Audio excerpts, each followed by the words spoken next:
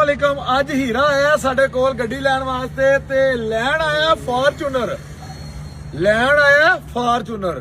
ਲੈਣ ਆਇਆ ਖੋਤਾ ਤੇ ਮੈਂ ਇਹਨੂੰ ਦੇ ਰਿਹਾ ਘੋੜਾ। ਹੁਣ ਤੁਸੀਂ ਕਹੋਗੇ ਵੀ ਇਹ ਕੀ ਗੱਲ, ਫਾਰਚੂਨਰ ਤੇ ਵੱਡੀ ਏ ਇਹ ਤਾਂ ਛੋਟੀ ਏ, ਤੇ ਡੋਗਰ ਕਹਿ ਰਿਹਾ ਕਿ ਉਹ ਖੋਤਾ ਹੈ ਤੇ ਘੋੜਾ ਹੈ।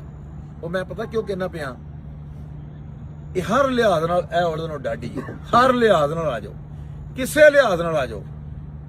ਸਭ ਤੋਂ ਪਹਿਲੇ ਇਸਲਾਮਾਬਾਦ ਦਾ ਸਫ਼ਰ ਹੈ 4 ਘੰਟਿਆਂ ਦਾ ਗੱਡੀ ਦਾ।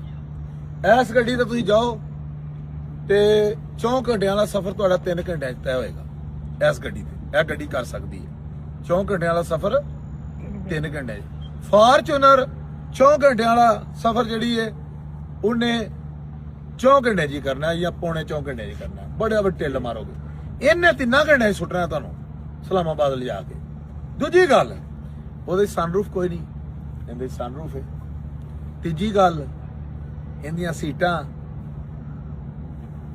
ਬਾਬਾ ਤੇ ਲਗਜ਼ਰੀ ਪਾਣੇ, ਜਿਹੜਾ ਕਿ ਰੇਂਜ ਰੋਵਰ 'ਚ ਲੱਭਣਾ ਤੁਹਾਨੂੰ, ਡਾਲੇ 'ਚ ਨਹੀਂ ਲੱਭਣਾ, ਫੋਰਚੂਨਰ 'ਚ ਨਹੀਂ ਲੱਭਣਾ, ਉਹ ਤੁਹਾਨੂੰ ਰੇਂਜ ਰੋਵਰ ਤੋਂ ਥੱਲੇ ਨਹੀਂ ਲੱਭਣਾ।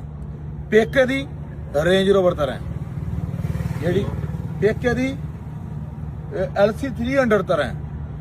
ਉਸ ਤੋਂ ਬਾਅਦ ਮੈਂ ਐਵੇਂ ਹੀ ਨਹੀਂ ਇਹਨੂੰ, ਪਰ ਮੈਂ ਕੋਈ ਇਹਨਾਂ ਨਾਲ ਮੇਰੀ ਰਿਸ਼ਤੇਦਾਰੀ ਹੈ ਪ੍ਰਮੋਟ ਵਾਲਿਆਂ ਨਾਲ, ਆ ਜਿਹੜੀ ਹੈਵਲ ਵਾਲਿਆਂ ਨਾਲ। ਸਿਰਫ ਮੈਂ ਅੱਛੀ ਚੀਜ਼ ਨੂੰ ਪ੍ਰਮੋਟ ਕਰਨਾ ਕਿ ਲੋਕਾਂ ਤੱਕ ਅੱਛੀ ਚੀਜ਼ ਪਹੁੰਚੇ। ਸਨਰੂਫ ਇਹਦੇ ਵਿੱਚ ਉਤੋਂ 360 ਕੈਮਰਾਸ, ਜਿਹੜੇ ਕੈਮਰੇ ਸ਼ੈਮਰੇ ਨੂੰ ਛੱਡੋ ਜੀ, ਬਾਕੀ ਗੱਡੀ ਦਾ ਪਿਕਅਪ ਜ਼ਬਰਦਸਤ ਹੈ। ਮਾਰ ਜਿੱਥੇ ਸੱਟ ਉੱਥੇ ਚੱਲਦੀ ਹੈ, ਰੋਡ ਦੇ ਉੱਤੇ ਇੰਜ ਪੈਰ ਦਿਓ, ਪੈਰ ਬਾਅਦ ਚ ਅੱਗੇ ਜਾਂਦਾ ਤੇ ਗੱਡੀ ਪਹਿਲੇ ਅੱਗੇ ਨਿਕਲ ਜਾਂਦੀ।